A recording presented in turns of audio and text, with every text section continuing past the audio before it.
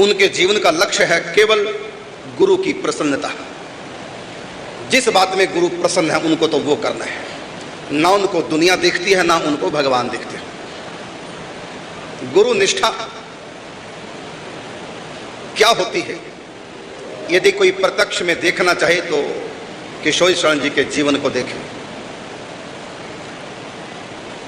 22 फरवरी को इस दास का जन्मदिन था, तो इनके माता पिता मेरे पास लाए इनको और इनका हाथ मेरे हाथ में देकर बोले, ये आपके जन्मदिन का गिफ्ट हम आपको दे रहे हैं। सोचिए कैसे माता पिता होंगे। आए हुए हैं दोनों यहाँ पर, 3 बहनों के बाद ये चौथे संतान के रूप में किशोरी शरण जी का जन्म हुआ। कितनी मन्नतें मान मान करके इनका जन्म हुआ था। अब सोचिए 3 बेटियों के बाद एक बेटा होता तो कितना लाडला होता है। आज वो बेटा संसार के समस्त सुखों को ठुकरा करके, पारिवारिक मोह का परित्याग करके, दुनिया की प्रत्येक कामनाओं की होली जला करके और आ गए मेरे पास गोवर्धन में। जब ये 6ठी 7वीं क्लास में पढ़ते थे तब से हमारा सत्संग सुनते आए। उन दिनों यमुनानगर में अखंड हरि नाम संकीर्तन चल रहे थे, लगातार बिना नींद तोड़े। 3 साल लगातार सत्संग कथाओं का कार्यक्रम अनवरत चलता रहा। और ये स्कूल से जब आते, उस समय इनका नाम था विमल, स्कूल से आते अपना थैला खूंटे पे लटका करके पूछते, आज कीर्तन किसके घर है, महाराज जी कहाँ है। वहीं पहुंच जाते और मुझसे कभी बात नहीं करते थे, पीछे बैठ जाते थे, सत्संग सुनते थे और वापिस चले जाते थे। अपने दिल की बात कभी इन्होंने आज तक मुझसे की नहीं, आज भी नहीं करते। पहले लिख करके पत्र मुझको देते थे कि आप पढ़ लो मेरे दिल की बात, और सारे पत्र दीदी के पास संभाले रहे इनके। एक दिन इनकी माता ने चोरी से सारे पत्र पढ़ लिए। किशोरी शरण जी मुझको जो पत्र देते थे, क्योंकि वो कभी मुझसे बोलते नहीं थे, आज भी नहीं, आज भी अपने दिल की कोई बात यदि उनको करनी हो तो दीदी जी को कहते हैं कि, और या फिर कृष्णा रंजनी को कह देते हैं, वो मुझको कह देती है। आज भी अपने दिल की बात मुझसे कभी करते नहीं। मेरे पास बैठे भी आप उनको बहुत कम देख पाएंगे। तो उनके सारे पत्र जो लिखते थे मुझको पढ़ करके मैं रख देता दीदी जी के पास। एक दिन इनकी माता के हाथ वो पत्र पढ़ गए। माता ने सारे पत्र पढ़ लिए। सारे पत्र पढ़ करके माता इस निर्णय पे पहुंची, इस बालक ने भले मेरी कोख से जन्म लिया हो, इसकी असली माँ तो महाराज जी है। ये सब के बिना जी सकता है, महाराज जी के बिना नहीं जी सकता। समझ गई माता जी, ये यहाँ रुकने वाला नहीं। अब मुझसे जैसे तैसे मैट्रिक 12वीं +2 पास की। मैंने कहा था कि संन्यास तब देंगे 12वीं पास कर ले, कम से कम बेसिक पढ़ाई तो कर ले। 12वीं पास करके और फर्स्ट डिवीजन से पास हुआ। 12वीं पास करके बोला मैंने 12वीं पास कर लिया, मुझको संन्यास दो। हमने कहा कंप्यूटर कोर्स और कर लो, क्योंकि ठाकुर जी कृपा से थोड़ा थोड़ा हमको आभास था किसको आवश्यकता पड़ेगी भविष्य में कंप्यूटर की। हमने कहा थोड़ा कंप्यूटर सीख लो। 6 महीने में कंप्यूटर कोर्स कर लिया, सीख लिया। अब मुझको संन्यास दो। हमने कहा इंग्लिश स्पीकिंग कोर्स भी कर लो, वो भी कर लिया। अब संन्यास दो। फिर हमने कहा 3 बहनों के बाद तुम भाई जन्म लिए, तुम्हारी बहनें तुम्हारे माता पिता इकलौती, तुम पुत्र हो उनके इकलौते, कोई संन्यास लेने देगा? तो ये बोले आज तक जितने सन्यासी हुए किसी के माता पिता ने परिवार ने संन्यास लेने दिया? हमने कहा हमारी यही शर्त होगी तुम्हारे संन्यास की, तुम्हारे माता पिता स्वयं अपने हाथों हमको अर्पण करें तब हम संन्यास देंगे। उन्होंने कहा कि आज तक तो किसी के माता पिता ने ऐसा किया नहीं। तो हमारे परिवार वालों की बात ना आप सोचो, बस मुझको संन्यास दो, मैं संसार में नहीं रहूंगा, मुझको भक्ति करनी है। तो किशोरी शरण जी ने कैसे अपने माता पिता को मनाया, ना मैंने कभी पूछा, ना उन्होंने बताया, ना उनके माता पिता ने बताया। मुझको तो ऐसा लगता है कि वो जो पत्र इनकी माता ने पढ़ लिए थे, 8, 10, 20 पत्र थे, वो इनकी माता जी ने वो पत्र पढ़ लिए। तो पत्र पढ़ करके लगता है इनकी माता जी को पता चल गया था कि बच्चा हमारा है ही नहीं, जन्म भले यहां लिया। इनकी लगन, इनके भीतर क्या है, वो पत्र आज भी हमारे पास सुरक्षित रखे हुए हैं, दीदी जी के पास है। तो माता जी समझ गई पिताजी समझ गए और कुछ किशोर चंद्र जी ने समझाया, कैसे समझाया हमें नहीं मालूम। 22 तारीख को इस दास का जन्मदिन, इनके माता पिता आए किशोर चंद्र जी को हाथ पकड़ के बोले, मुझसे ये आपके जन्मदिन का गिफ्ट हम आपको दे रहे हैं। और फिर हम ले आए यहाँ गोवर्धन। जब इनके सन्यास का दिन था, हमने इनके माता पिता को बुलाया। अब अपने बच्चे को दे तो दिया सन्यासी बनने के लिए, दिल पे थोड़ी देर के लिए पत्थर रख करके, लेकिन वो माता पिता अधिक समय पत्थर नहीं बने रह सकते। हमने बुलाया, माता आई नहीं। क्यों नहीं आई? मैं अपने पुत्र को सन्यासी बनते कैसे देख पाऊंगी? भले मैंने दे दिया बेटा अपने हाथों, पता नहीं किस आवेश में आके दे गई, लेकिन देख नहीं पाऊंगी। आई ही नहीं, कई साल तक नहीं आई। मैं कैसे देख पाऊंगी सन्यासी वेश में? यहां तक कि इनकी तीनों बहनें भी नहीं आई, बल्कि इनकी तीनों बहनें मेरे ऊपर और नाराज हुई। हमारा घर बर्बाद कर दिया, एक ही हमारा भाई था, उसी को सन्यासी बना दिया। तो कई साल तक माता जी नहीं आई, बहनें नहीं आई। होता है ममता, प्रेम होता है। हम अपने हाथों से विदा करते हैं बेटी को डोली के समय, तब भी रोते हैं। इससे भी कठिन काम है सन्यासी रूप में बेटे को देखना, इतना ही कठिन काम है। आज वो माता जी भी आई है, तो किशोर चंद्र जी ने पिछली बार मना कर दिया था, लेकिन हमारा मन रहता है, क्योंकि दरअसल ये जो उत्सव है किशोर चंद्र जी के जन्मदिन का, ये मेरी शिव आराधना है। सच बात तो मेरे भीतर की बात, क्योंकि इनके भीतर भगवान शिव की हमने स्थापना कर रखी है और भगवान शिव से प्रार्थना की, क्योंकि भगवान शिव ने कुछ बातें मुझसे कही थी जब मैं मान मंदिर रहता था। स्वप्न में कई बातें मुझको कही। अब पूरी बातें आज तक नहीं मैं कर पाया, शायद पता नहीं कब करूंगा।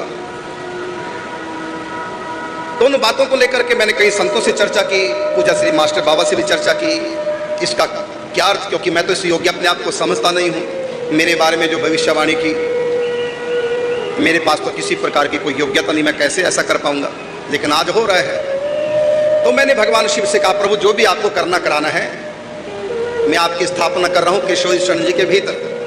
जैसे कि मूर्ति में, धातु की मूर्ति में, पत्थर की मूर्ति में हम भगवान की स्थापना करते हैं, ऐसी मैंने किशोर चंद्र जी के भीतर भगवान शिव की स्थापना कर दी। आपको जो भी करना कराना होगा मुझसे किशोर चंद्र जी को प्रेरित करते रहना, जो ये कहते जाएंगे सो मैं करता जाऊंगा। आपकी शक्ति, आपकी प्रेरणा। तो आप लोगों के लिए किशोर चंद्र होंगे, किसी के लिए कुछ होगा, किसी, लेकिन मेरे लिए भगवान शिव है। तो मैं दरअसल बाहर लीला कुछ और है, अंतर में मैं अपने शिव की आराधना कर रहा था। मूल में हमारे गुरुदेव भगवान हैं, उन्होंने बहुत कृपा की है, और जिन जिन संतों से मैं मिला हूं उन संतों से भगवान शिव ने ही हमको मिलाया। और भगवान शिव से हमारी मांग यही थी कि प्रिया प्रीतम की हमको सेवा प्राप्त हो। हमारी तो एक रचना भी है, गुरु जी तेरी महिमा अपरंपार। जिन संतों से हमको कृपा लाभ हुआ है उन संतों को हमने गुरु रूप में स्वीकार किया है। एक भजन हम गाते हैं, उसी को आज मैं गाना चाहूंगा। इसमें दरअसल भगवान शिव की स्तुति की गई। जितने भी मुझको गुरु रूप में संत मिले हैं उन सबको मैं शिव स्वरूप ही मानता हूं। गुरु जी तेरी महिमा अपरंपार, गुरु जी तेरी महिमा अपरंपार। शब्दों को बड़े ध्यान से सुनना। रूप अनेक धार के तूने, रूप अनेक कर दिया भव से पार। गुरु जी तेरी महिमा अपरंपार, गुरु जी तेरी महिमा अपरंपार।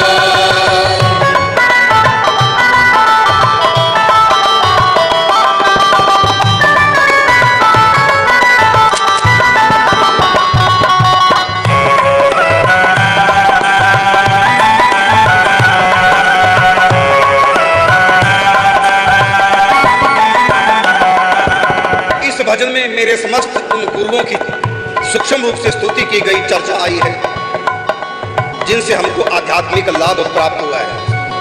एक एक करके सबके नाम आएंगे। प्रथम गुरु श्री स्वामी जी, जिन लौकिक रीत सिखाई। प्रथम गुरु श्री स्वामी जी, जिन लौकिक रीत सिखाई। संत रूप में कैसे रहना है, समाज में कैसे रहना है, संतों के बीच कैसे रहना है, भक्तों के बीच कैसे रहना है, ये सारी मर्यादाएं जिन संत ने सिखाई हो हमारे प्रथम गुरु पूज्य श्री स्वामी जी महाराज। प्रथम गुरु श्री स्वामी जी जिन लौकिक रीत सिखाई।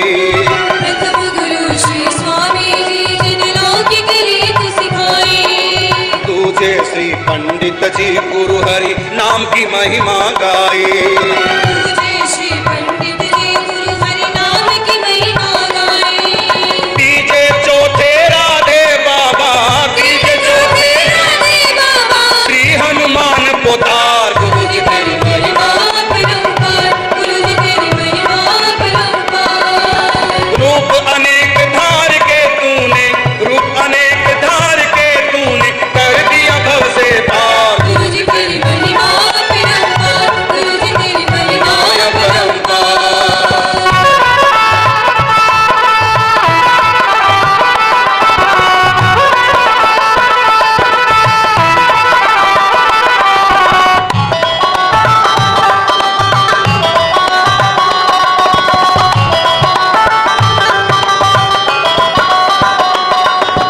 पंचम गुरु श्री बालकृष्ण जी, षष्ठम श्री घनश्याम। पंचम गुरु श्री बालकृष्ण जी, षष्ठम श्री घनश्याम। सप्तम श्री जय दयाल गोविंद का जी योगी निष्ठा। सप्तम श्री जयदयाल गोविंद का जी योगी निष्ठा। अष्टम अष्टयाम कीर्तन के, अष्टम अष्टयाम कीर्तन के रसिया श्री सरकार। गुरु जी तेरी महिमा परंपार, गुरु जी तेरी महिमा परंपार।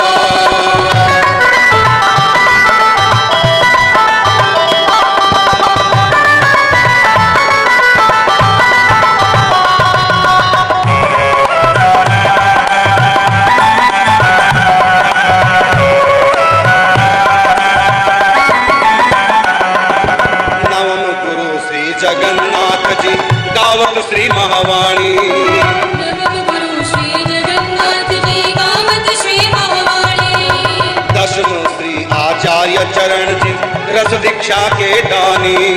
दशम श्री आचार्य चरण जी, रस दीक्षा दे दानी। गुरु एकादश सभी संत जन, गुरु एकादश सभी संत जन बंदऊ बारंबार। गुरु जी तेरी महिमा परंपार, गुरु जी तेरी महिमा परंपार।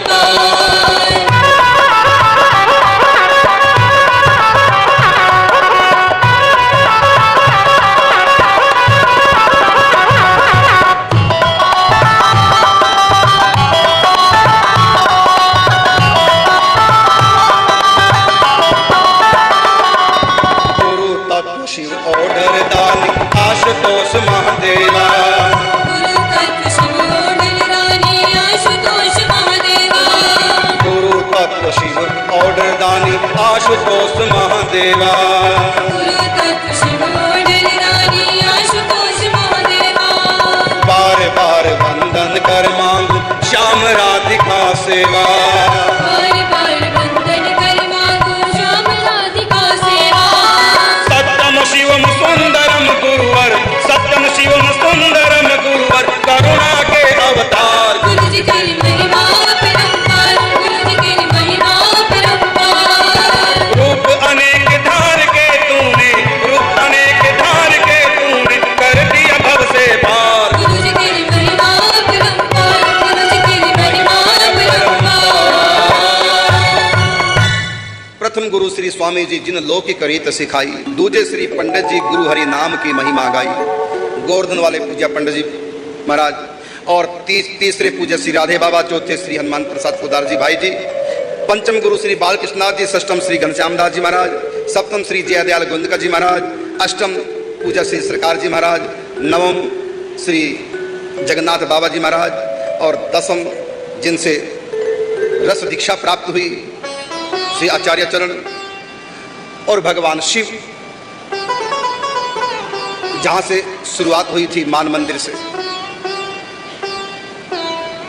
उन्हीं की कृपा प्रसाद आपको वितरण कर रहा हूं। और मैं एक गुप्त बात आपको बता रहा हूं आज, बस ज्यादा नहीं, इतना ही बता रहा हूं कि इस दास के माध्यम से जिन्होंने भी माला हाथ में पकड़ी, आप विश्वास कीजिए उन सब के ऊपर भगवान शिव की कृपा हुई है। इसके पीछे भगवान शिव का हाथ है। इस दास के द्वारा जिन लोगों ने भी अपने हाथ में माला ली है, कैसे ली माला, तो कृपा कहां से प्राप्त हुई आपको? भगवान शिव से कृपा इस माध्यम से हुई है वहीं से। हमारे जीवन में भी माला की शुरुआत भगवान शिव से हुई। ब्रजेश्वर महादेव बगल में ही, आप यहीं बैठे हैं, ब्रजेश्वर महादेव की गोद में बैठे हैं, बगल में खेत है जहां पर मैं कई वर्ष लगातार भगवान शिव की आराधना करने आया। यहीं से हमको, चलो आगे नहीं बताऊंगा, कृपा प्राप्त हुई और आप लोगों के हाथ में माला आई, तो यही मूल आपका है। भगवान शिव जगत गुरु है, गुरु तत्व है। अभी समय नहीं आया कि मैं पूरी बात खोलूं, बाकी इस दास के माध्यम से भी जिनके हाथ में माला झूली आई है, मूल में भगवान शिव का ही हाथ है। कर्पूर गौरम करुणावतारम। इसलिए मैं अपने प्रत्येक गुरु को, क्योंकि मुझको पहले से ही बता दिया गया था, इसलिए मैं प्रत्येक गुरु को भगवान शिव का स्वरूप मानता हूं। बुद्धि से श्री आचार्य चरण, बुद्धि के द्वारा मैं उनको शिव मानता हूं और हृदय के द्वारा मैं उनको युगल प्रिया सखी, वो तो है ही है। कीर्तन में युगल मंत्र महामंत्र का करता हूं, कंठ में युगल नाम रहता है, हृदय में केवल राधा रहता है। वाणी में युगल मंत्र या महामंत्र कीर्तन कैसे, और कंठ में युगल नाम, मुख में महामंत्र युगल मंत्र, कंठ में युगल नाम और हृदय में केवल राधा नाम। इसकी व्याख्या आज तक मैंने की नहीं, इसका तीनों का अर्थ क्या है, लेकिन ये मेरा व्यक्तिगत मामला है भगवान शिव की कृपा। मूल में गुरु भगवान शिव। वर्तमान जन्म में मैंने कभी शिव आराधना की नहीं, ना मेरी कोई श्रद्धा आस्था थी। बचपन से मेरी आस्था रही है राधा कृष्ण के प्रति, राधा कृष्ण के भी प्रति नहीं, केवल कृष्ण के प्रति। और जब मैं 3 साल वृंदावन रहा और 3 साल मान मंदिर रहा, वहां फिर भगवान शिव ने खेल किया। मैं तो समझ नहीं पाया, क्योंकि मैं तो शिव को मानता ही नहीं था। मेरा भाव तो राधा कृष्ण के प्रति था, केवल कृष्ण के प्रति था। जब मान मंदिर है तो राधा कृष्ण के प्रति हो गया, युगल के प्रति। और जब भगवान शिव की कृपा हुई फिर राधा रानी के प्रति हो गया। एक मैंने भजन बनाया, क्योंकि ठाकुर जी की लीला है, कुछ तुक बंदिया दास के मुख से निकल जाती है, वो लिख लेते हैं। तो मैंने एक बार राधा रानी से प्रार्थना की थी। उस भजन को मैं मंचों पे गाता नहीं, भजन हमारा बनाया हुआ है, लेकिन मैं मंचों पर उस भजन को कभी नहीं गाता। उसको तो मैंने लो कर रखा है, ये मेरे लिए बस। उसकी एक पंक्ति सुना सकता हूं, वो ये है, द्वार तुम्हारे रो रो पुकारे, कृपा करो श्री राधिके। जग है अपना, जग है सपना, कोई ना अपना तेरे बिना श्री राधिके। ये प्रथम 2 पंक्ति।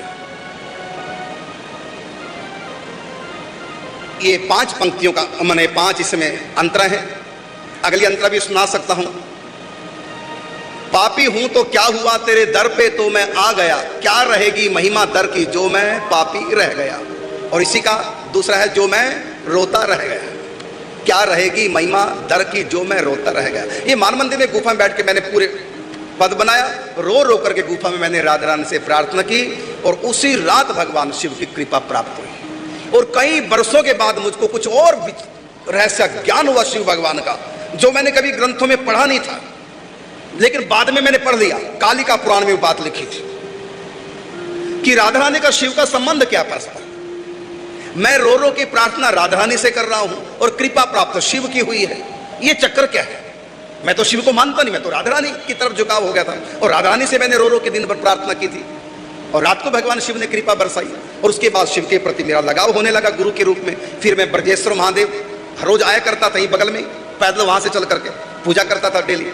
गुरु के रूप में भगवान शिव की, इष्ट तो राधा कृष्ण ही है, लेकिन गुरु के रूप में भगवान शिव की मैं खूब आराधना की, और अपने शिष्य सेवकों से भी बहुत मैं आराधना कराता हूँ, गुरु रूप में शंकर जी को प्रसन्न करो। रामायण में भी गोस्वामी तुलसीदास जी कहते हैं, राम जी कहते हैं कि और एक गुप्त मत सबही कहूं कर जोर, शंकर भक्ति बिना, शंकर भजन बिना नर भक्ति ना पावहि मोर।